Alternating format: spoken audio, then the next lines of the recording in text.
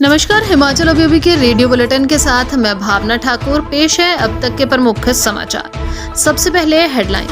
हिमाचल के सभी शहरी स्थानीय निकायों में ई सेवाएं शुरू करेगी सरकार। हिमाचल में कुछ भी हो सकता है, तैयार कार्यकर्ता रहें। जयराम ने दिया संकेत। 5वें टेस्ट मैच के लिए धर्मशाला पहुंची भारत इंग्लैंड की टीमें। 7 मार्च से होगा मुकाबला। भारत इंग्लैंड मैच के चलते ऑफ सीजन में भी चमकेगा पर्यटन कारोबार। विमानन कंपनियों ने बढ़ाई उड़ानें। बर्फबारी और बारिश से कुल्लू लाहौल में बढ़ी परेशानी। गेहूं की फसल को भारी नुकसान। लाहौल में हिमखंड गिरने से चंद्रभागा नदी का बहाव रुका। घाटी में बीते 48 घंटों से बिजली गुल। अब समाचार विस्तार से।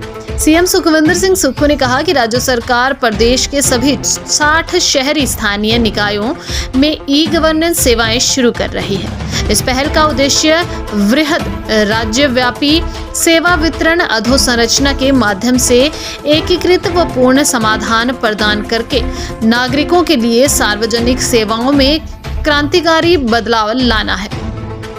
उन्होंने कहा कि राज्य सरकार ने राष्ट्रीय शहरी डिजिटल मिशन के तहत urban platform for delivery of online governance platform के कार्यान्वयन के लिए त्रिपक्षीय समझौते पर हस्ताक्षर किए हैं। हिमाचल में चल रहे सियासी संकट के बीच नेता प्रतिपक्ष जयराम ठाकुर ने बड़ा बयान दिया है। जयराम ने कहा कि प्रदेश में बने हालात से ऐसा लग रहा है कि कांग्रेस का सत्ता में रहना कठिन है। आपसी लड़ाई की वजह से कांग्रेस सरकार का सत्ता में रहने का कोई अधिकार, नैतिक अधिकार नहीं है। ऐसे में प्रदेश में कुछ भी हो सकता है, इसलिए कार्यकर्ता तैयार रहे। ठाकुर ने कहा कि पार्टी की मजबूती के लिए कार्यकर्ताओं का महत्वपूर्ण योगदान रहता है। कार्यकर्ताओं को पोलिंग बूथ पर ज्यादा से ज्यादा लोगों को जोड़कर पार्टी के पक्ष में वोट करने के साथ जीत सुनिश्चित करने को कहा गया है। भारत और इंग्लैंड के बीच जारी 5 मैचों की टेस्ट सीरीज का आखिरी मुकाबला धर्मशाला में खेला जाएगा।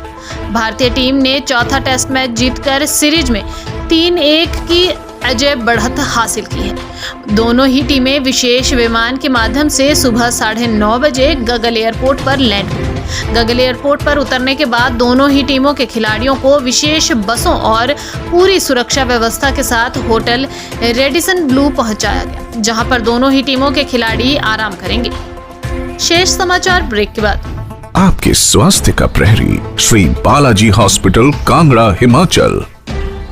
अंतर्राष्ट्रीय क्रिकेट स्टेडियम धर्मशाला में 7 से 11 मार्च तक होने वाले भारत इंग्लैंड टेस्ट मैच ने पर्यटकों के साथ साथ हवाई उड़ानों की संख्या में भी बढ़ोतरी की है। गगल एयरपोर्ट पर अब इंडिगो के बाद स्पाइसजेट विमानन कंपनी ने भी उड़ानें बढ़ा दी हैं।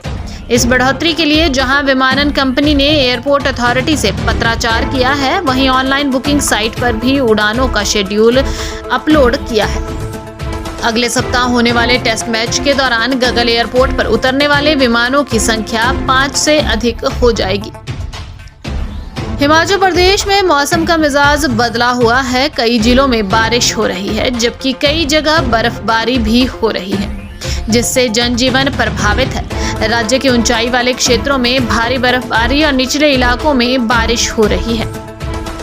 ऊना जिला में बारिश के साथ तेज हवाओं से गेहूं की फसल को भारी नुकसान हुआ है।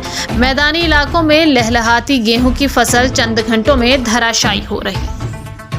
बारिश का इंतजार कर रहे किसानों को राहत के साथ भारी नुकसान हुआ है।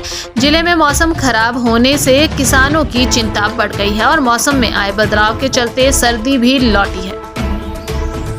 जनजातीय जिला लाहौल स्पीति में भारी मात्रा में बर्फबारी हुई है। रविवार को भी घाटी में हिमपात का दौर जारी रहा।